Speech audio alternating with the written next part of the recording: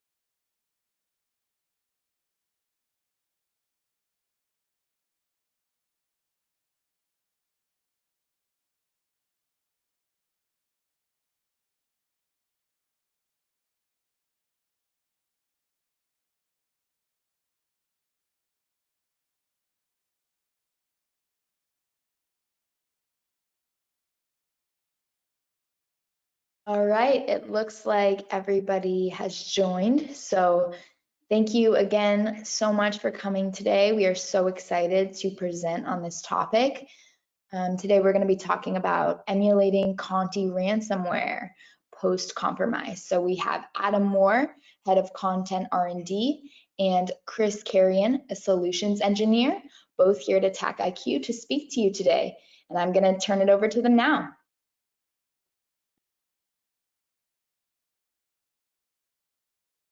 All right, so on our agenda today, we're just gonna, Chris and I are gonna talk a little bit about just our backgrounds, just to introduce ourselves, and I'll do a high-level overview of the Conti Ransomware group for some, just high-level overview for some context.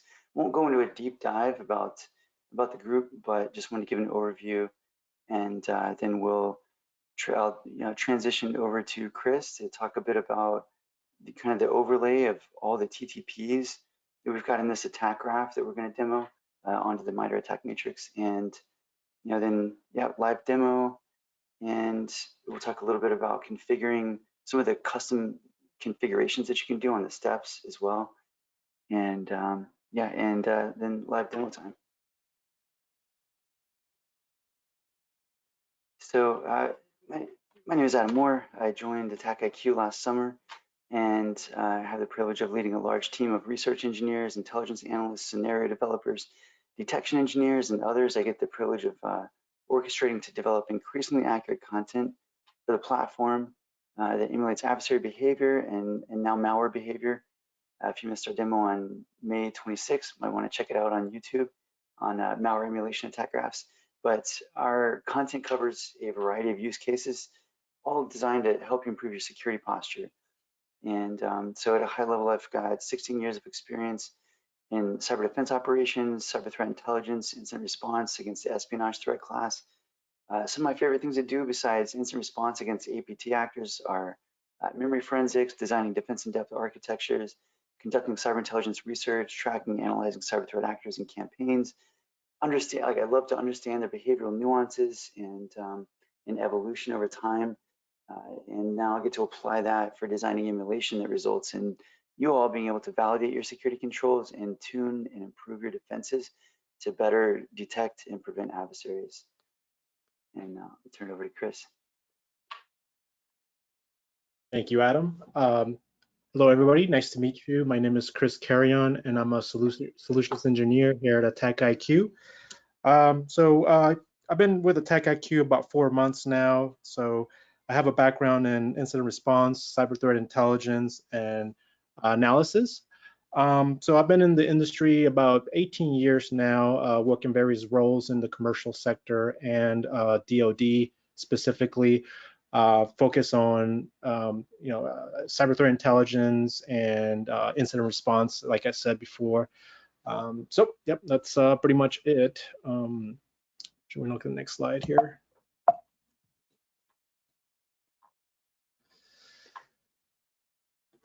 All right. Try to hit spacebar again. Don't know why that wasn't popping up. There you go.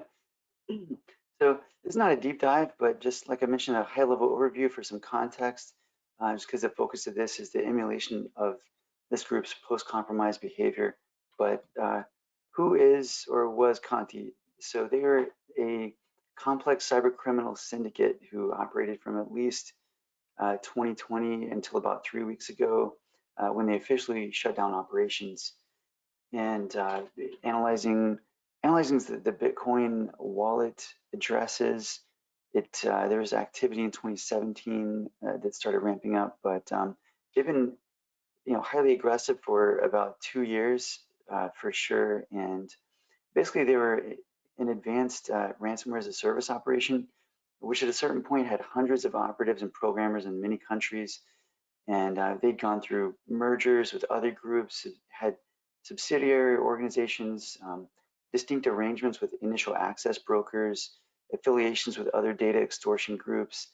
And overall, it was a very well-organized, dynamic, constantly changing, and complex syndicate, cybercrime syndicate. Very aggressive operations, seemingly with no discrimination on victims like hospitals during the pandemic and things like that. So pretty wild, pretty aggressive. So I mentioned briefly just now, I touched on initial access brokers. So the way some of these things are organized are like this group, for example, they don't do the initial compromise of a network. That's basically sort of another piece, like it's another type of criminal organization that does that. They're called IABs, or initial access brokers. And in this case, I want to highlight Fin12, for which we have an atomic testing template in our platform too. But Fin12 was one of the IABs for Conti. And so it was interesting that recently in the leaks about the chat log leaks from Conti about 3 months ago, after the Russia invasion of Ukraine, it was confirmed that publicly that Fin12 has ties to the Russian FSB, internal security services. So that was very interesting. It's kind of a model where FSB would work with initial access brokers and ransomware operators and just say, hey, who are your targets currently? Whose networks are you inside right now? Oh, by the way, like, can you also, hoover up this type of information? Might be about Navalny or whatever the tasking was. So it's kind of an interesting and complicated tie with nation state intelligence as well. And that's part of what provided the cover for some of these groups continuing to operate. And then I mentioned also affiliations with and arrangements with other smaller data extortion groups like Blackbyte and Karakurt. And ultimately, these smaller groups are where the Conti members mostly kind of splintered into. And they had been, it seems as though Conti had been planning an exit for a while. They've gone through about 3 source code and technical manual leaks and chat log leaks, and they recently got a bounty put on their heads by just like rewards for justice program through the US FBI and DOJ, and they're like, yeah, we're a little too big, let's go ahead and break this up. And kind of their last hurrah was a major, just sort of a public splash where they threatened to basically take over the entire Costa Rican government, which they managed to ransom. But it was kind of just a smoke screen as well, while the members kind of, the group dissolved into other groups just because they were getting too big, with too large of a target on their back. So the gains they've gotten from their ransomware operations definitely confirmed by FBI, saying that compromising and extorting over 1,000 victims with payouts exceeding 150 to 180 million US dollars as of January of this year, but leading them to kind of deem it as the costliest ransomware strain documented. But other sources, depending on the volatility of cryptocurrency and how many of their wallet addresses you know about and can analyze, that it's been purported that their take may have been closer to 2.7 billion US dollars at some point. But so that's a lot. It's there's rewards for justice for these guys, information leading to arrest of their members, things like that. So that's all I'll talk about on this slide, just kind of for the overview of the group. But I'll mention that they had a pretty elaborate and professional and well done post-compromise playbook. And so those manuals and playbooks were leaked last year, I believe last August, around August 5th. And so that is what this attack graph is based on. And so that leak contains source code of their tools, as well as the post-compromise playbooks that operators would follow. And so yeah, again, this is our largest and most complex attack graph ever, covering many TTPs on the MITRE attack matrix. And again, these even though the group has broken up about 3 weeks ago, I mean, the operators splintered off into other data extortion groups, et cetera. And I mean, this is still, it is absolutely relevant content, and we're really happy that the manuals were leaked in a revenge operation, so that we had such high fidelity information on which to create an attack graph. So I'll turn it over to Chris now to talk a bit about that. Thank you, Adam. So I'm just going to give you a brief introduction to this specific new attack graph. So an attack graph is essentially an attack flow or a chain sequence of TTPs that are in the form of scenarios in our platform that emulate an adversary behavior, in this case, Conti. In this attack graph, which is essentially the most complex attack graph to date, if not one of the most complex, is composed of approximately 36 individual scenarios that are chained together and have conditional logic behind that, so that if one scenario is prevented by your current security controls, what the adversary would most likely do is try an alternate technique, or in the case of our platform, a different scenario to try to go around that control or that limitation. So this is what I'm going to show you. And again, these scenarios are composed of, are aligned to the MITRE attack framework. And we have over 3,000 unique scenarios that make up our current scenario library. With that being said, there are some configurations that pertain to your environment that we'll go over once I pivot over to the platform. And this is really specific to the domains that an adversary would try to go for, and other things like some of the tools that are specific to Conti, specifically AD-find, which you will upload onto one of the scenarios, as well as target machines that, in this case, Conti will try to scan to try to breach remote desktop protocols, right? So I'll go over to some of those variables with you as we go through the specific components of this attack graph. I should also mention that AttackIQ is a SaaS-based solution. So some of the major components that are at play here when we're executing this complex scenario are essentially the SaaS platform where we can execute, but the work actually is done at the agent level, right? So once the attack scripts are downloaded by the agents, they are going to execute the specific steps and then report back to the management platform for you to view the results. There's also another aspect called the integration manager that is going to communicate with your current security stack via their native integrations. So any detection or event telemetry data will be gathered as part of the results to tell you whether your controls were able to stop this attack at any given point in time in the attack flow, and essentially what that information entails.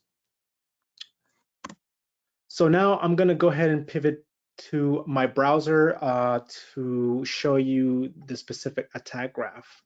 So I'm going to go ahead and pivot here. And if you're seeing my screen here, what you're seeing is my current login information that I'm logged into the platform.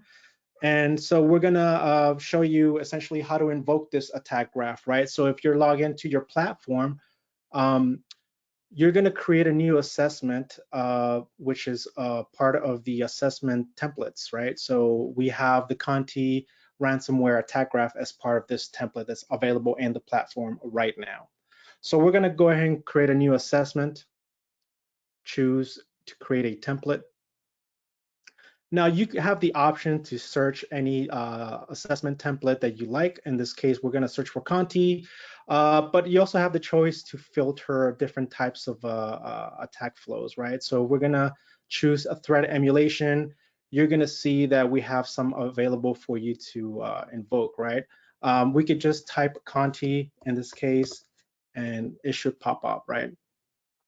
So what you're seeing here at this panel is essentially what the assessment is a malware emulation, Conti Ransomware 2021. And you'll see that it's got this new button designation, meaning it just came out not too long ago. So if I was to click details, it's going to give you a brief description of what this is going to do, kind of some background information, what Adam kind of alluded to earlier. It's going to give you the choice to download 2 different reports and just click create assessment to create that. We're going to create new.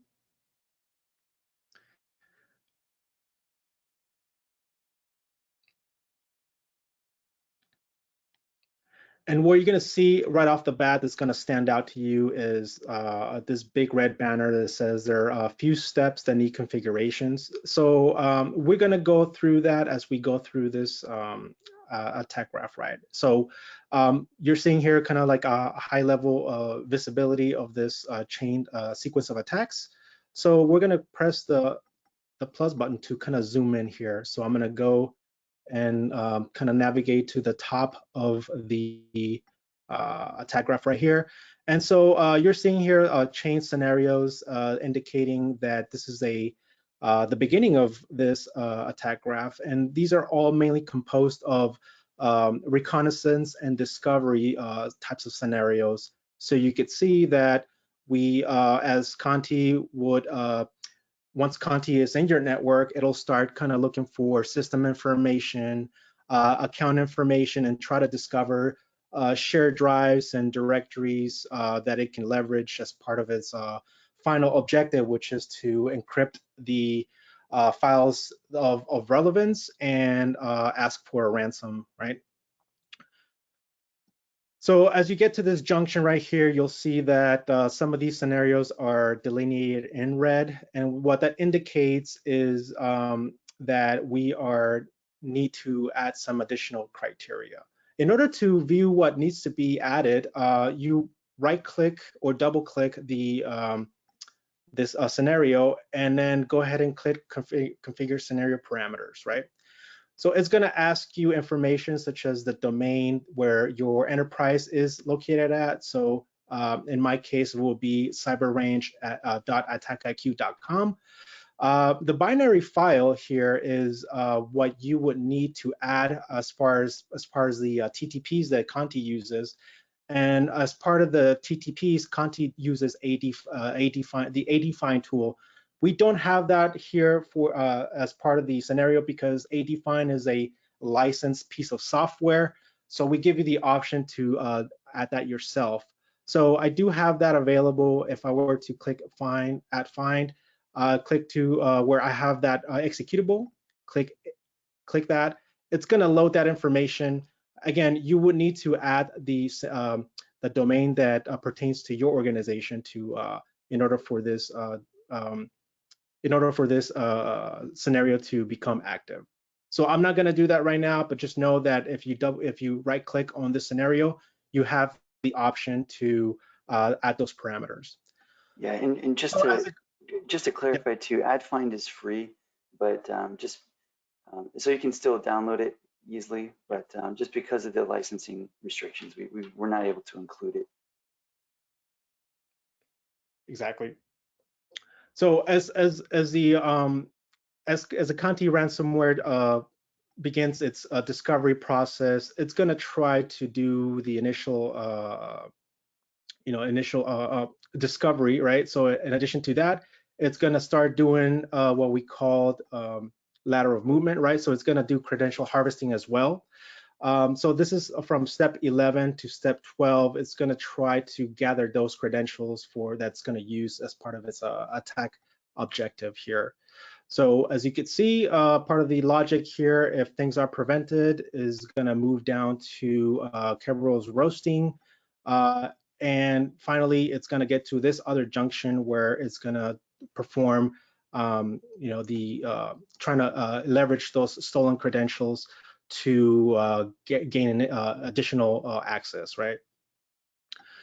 So always scroll further down, you'll see the other two highlighted scenarios that need input from your end that pertains to variables in your environment. So again, if we were to right-click that and configure the scenario parameters, you'll see that now it's asking for target machines to scan for the remote desktop protocol service, right?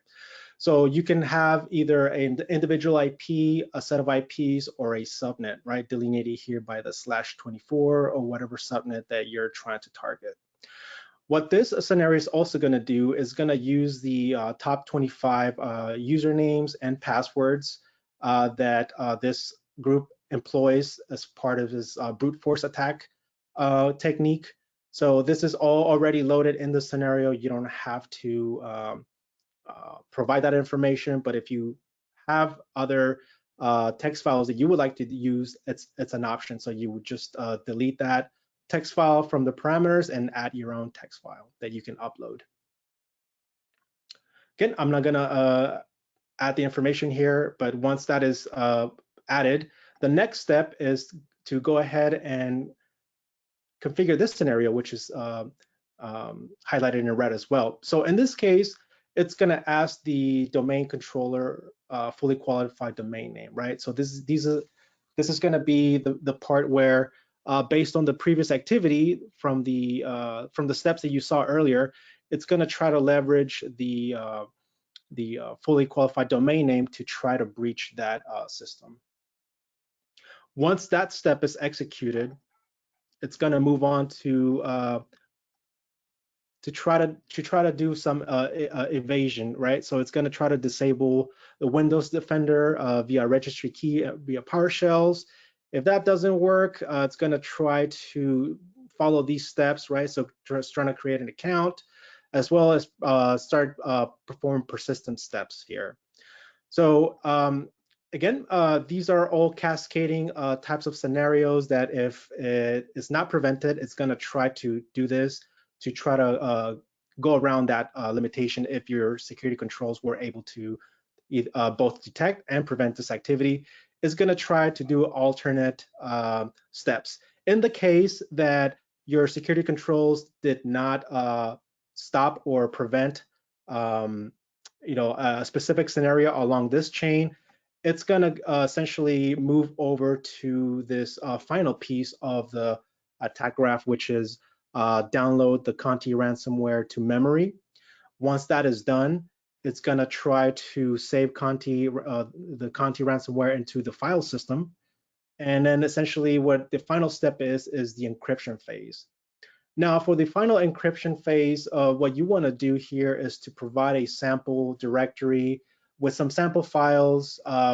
What this is going to do essentially is going to copy those files and then encrypt the original files to demonstrate that the Conti ransomware objective was successful. However, all scenarios in AttackIQ are rolled back to the original state. So once this scenario is successful, what's going to happen is, the backups that were created by copying the original files are going to be restored to the original folder, right?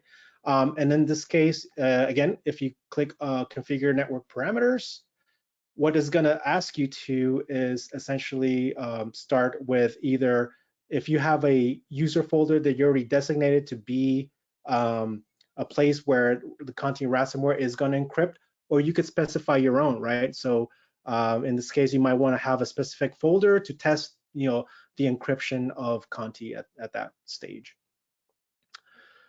So I'm going to cancel that. Essentially, that's the overall attack graph that is related to Conti Ransomware. I do have already executed with the parameters that I provided for my environment. And so I want to kind of show you what those results look like, right? So based on my current environment configuration, my controls were able to detect and prevent the execution of the ransomware up to its final stage. So I could see that the overall prevention is protected. However, some of the steps were not prevented, and we can kind of delve into the specific details of the results and see what stage the ransomware was stopped at. Kind of want to highlight the fact that you can schedule these assessments, any assessments at any point in time. So you could schedule to run this assessment either hourly, daily, weekly, monthly, or yearly at a specific time of your choosing. And you could choose to have a report sent to you to recipients that you designate, right? So you can add the report type that you want, as well as the recipients that you wanted to send it to. Another aspect of setting up this assessment is the report section, which I already have here. So this will allow you to download and view different types of reports, whether that be a summary report for more executive visibility into the aspects of the controls that were able to prevent or not prevent Conti ransomware, or more technical reporting that will be useful for your incident responders, security teams, threat hunters, etc. So what I will show you here is a detailed report for you to view. And what you're going to see here is essentially a on-demand report of the results, right? So we're going to show you essentially an executive summary and a list of definitions, so we're all speaking the same language once we're reading this report, in a general description of what this attack graph entailed, along with some attack overview of the steps that were involved, as you saw in the attack graph itself, the different steps that were prevented or not prevented, all the way down to the end, which is the end objective there. We'll also kind of highlight the different scenarios that were prevented and the different scenarios that were not prevented, and the hosts that were involved in this assessment. Go back to the platform here. So again, how you would leverage this new attack emulation is by creating a new assessment and then choosing a template and then searching for the Conti ransomware threat emulation assessment. At this time, I'm going to go back to Adam, and he'll discuss a little bit of some of the latest updates that we have on the corner here regarding our latest capabilities. So Adam. All right. First, I just want to pause for questions if anybody out there has questions on the attack graph.